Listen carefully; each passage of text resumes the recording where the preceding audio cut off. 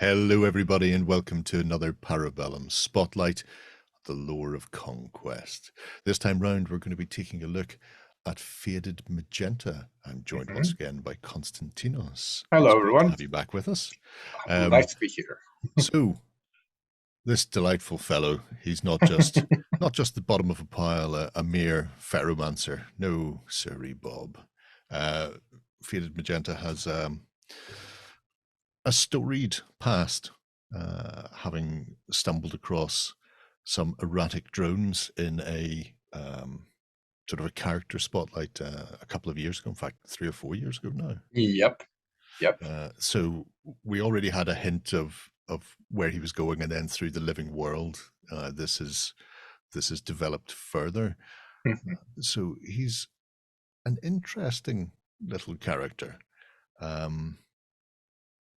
It's difficult to put into words, but I can see a route that he's taking where he will either achieve great things or he will be vilified and rendered down for parts, and it could go either way.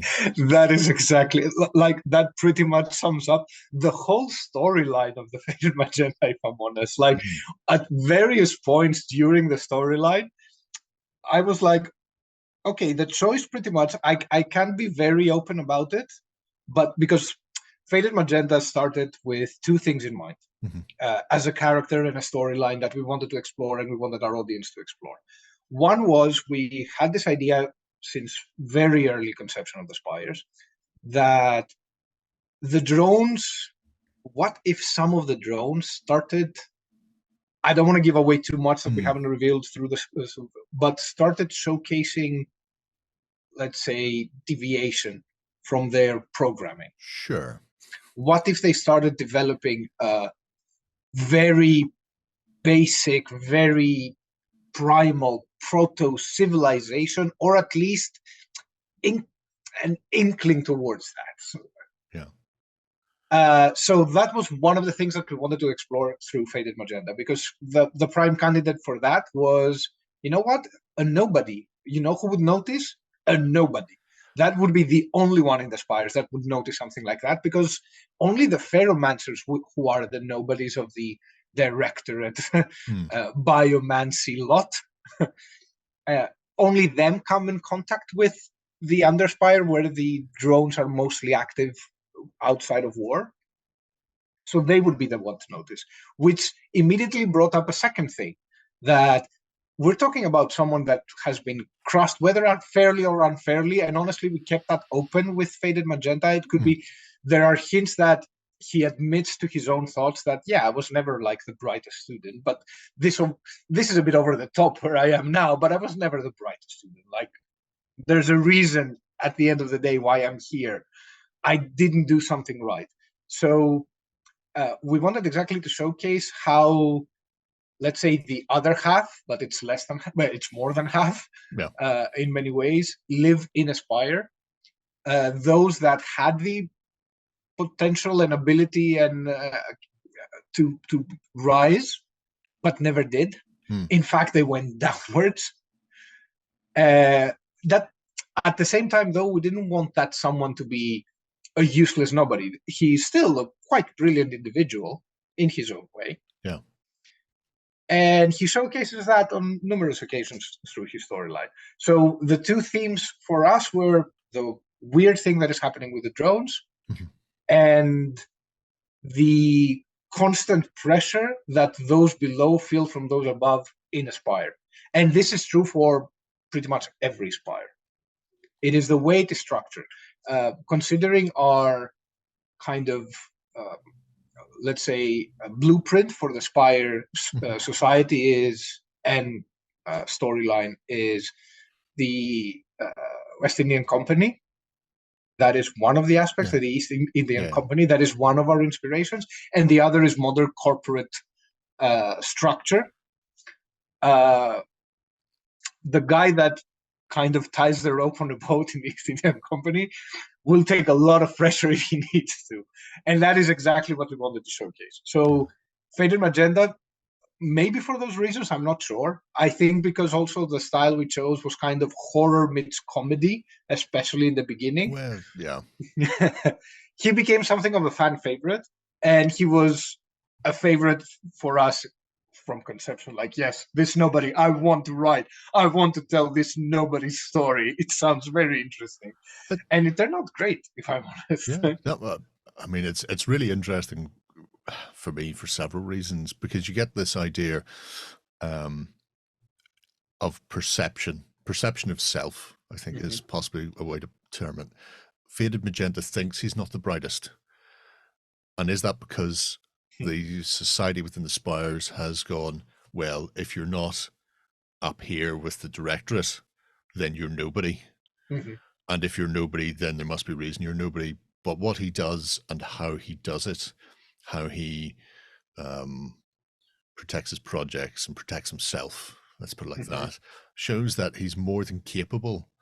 And so is he really stupid, or has he just been told that because he's at this level, then he mustn't be particularly clever? Whereas in actual fact, he's possibly far smarter than he suspects himself. Sort of almost like a self-enforced caste system in there. You know, I'm here, I'm this clever, but everybody's above me, therefore I mustn't be that clever. They must all be much smarter than I am. And, you know, in the grand scheme of things, are they? I think you bring up a very good point that, yes, this is intentional in the sense that when you're told repeatedly and all the time and everybody tells you, because this is how his whole story starts, you are exactly where you're supposed to be. That is a phrase that through the storyline of Faded Magenta comes up again and again. And he never liked that phrase. It always frustrated him. We see that it slowly allows him to get angry at it. Yeah. It was a key component in his storyline. It was the one thing we put there so that when the audience, if the audience chose that, no, he will rebel, he will do it smartly, but effectively he will rebel. There would be an explanation why he would rebel. There would be a kind of the psychological background for him to have that option for the audience to choose, as well as the possibility that he could just accept, yes, they are right. I am exactly where I'm supposed to be. So it's a very fulfilling story in the sense that at first he is upset with where he is, obviously, because he's at the bottom of the food chain in many ways. Well, not as low as drones, but there. But and we see that he slowly kind of embraces that role they've given him, but twists it so that he can do his own thing. Sure. Now, where can that lead? And if it can effectively lead somewhere grand remains to be seen. Like, as you said, it could go either way. He could bring about the downfall of the spires as a society overall, or just be, oh, do you remember that guy? Yeah. It's a cautionary tale for other Pheromancers not to do the same thing. Yes. Yeah. So far, the choices that our audience has made have made him have kind of protected him from the second fade. However, not completely. He is exposed, which is why in the end we gave him, in a way, this conclusion that he knows, he realizes he's exposed, no matter how clever he was with his bureaucratic red tape. Obfuscations. Yes, exactly.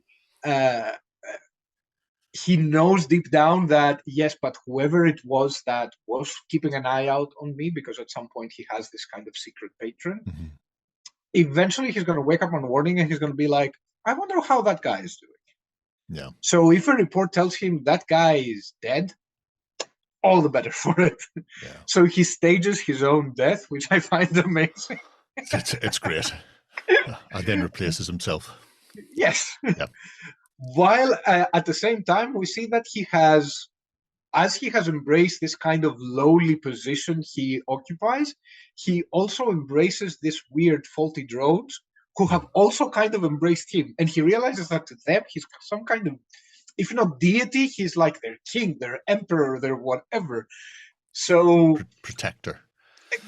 Anything, really. Yeah. So I think it's very interesting in the sense that you have, like, at the bottom of the spire, less than the bottom, we're talking about the roots. In the roots of the spire, there is a whole empire, in brackets, of course, but the idea of a whole kingdom empire with a sovereign of their own. And it's very interesting, and it can very easily blow up to something. Yeah. So, very much so.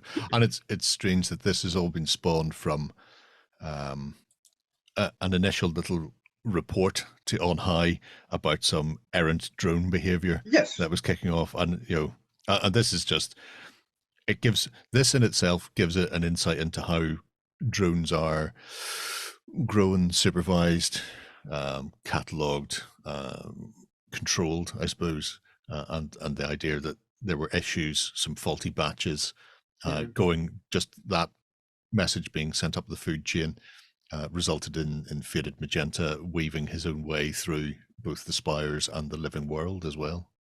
It is something that I think we've mentioned before, that the way the drones, and especially brutes, but also the Forspoken drones, the way they are perceived is, there's a thing inside my armor. I possess the armor as a lineage or as a member of the Directorate or whoever owns that huge piece of armor with the gauntlets and everything. The possession is that. The inside that occupies it comes and goes because they are not even considered something important. They are to be replaced. They are, in fact, they are literally recycled.